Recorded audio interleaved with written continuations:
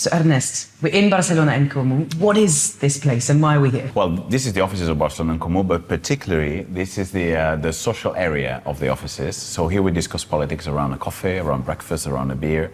We meet NGOs, we meet activists. So it's full of life during the whole day. And it's a place where I spend lots of hours during the week. There's a game that I'm playing with all of our members of parliament. Let's start with tea or coffee? Tea for me. Family. 2 lovely kids. Europe. Something to fight for. Brussels. Work.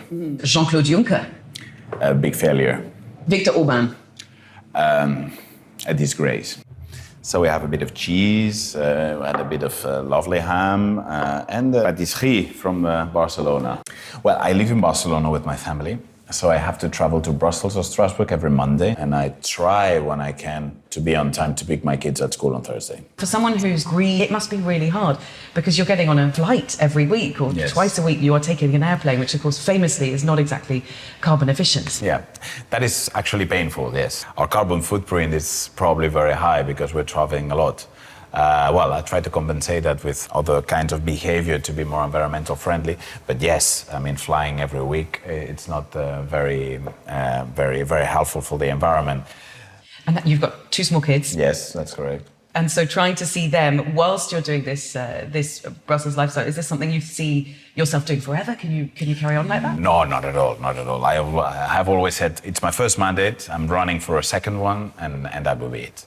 Well, first because in the future I want more time with my family. I mean, politics takes a lot of time from your family, but also because I think that 2 mandates in the European Parliament makes 10 years. It's a lot of time, and I've seen MEPs being there for 20 years, 25 years, who have completely lost control, touch with reality. I mean, Brussels is also a bubble, and if you spend too much time there, you also lose too much the link with your constituency. So at least for me, 2 mandates is enough.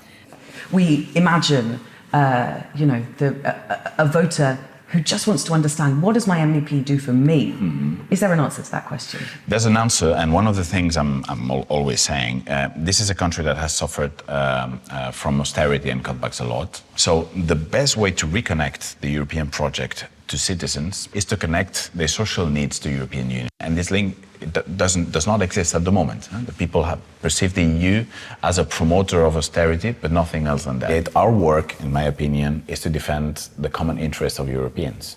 And this is very difficult to do it if you're only thinking what's good or bad for your own country. You need to be thinking of what is good or bad for the whole European project. I feel more comfortable working hand in hand with my green and leftist colleagues in the European Parliament than with a Spanish right-winger with whom I have very little in common. But what happens if, after the May elections, when the far right is at the moment projected to make extraordinary gains in the European Parliament? I negotiate with everybody except for with the far right. For me, they should be out of the game. And I'm not ready to start discussing whether gender violence exists or not, which is what the far right is doing in Spain. I'm not ready to be in one committee sitting openly discussing whether it does exist or not. Everybody knows it exists, and we need to fight against gender-based violence.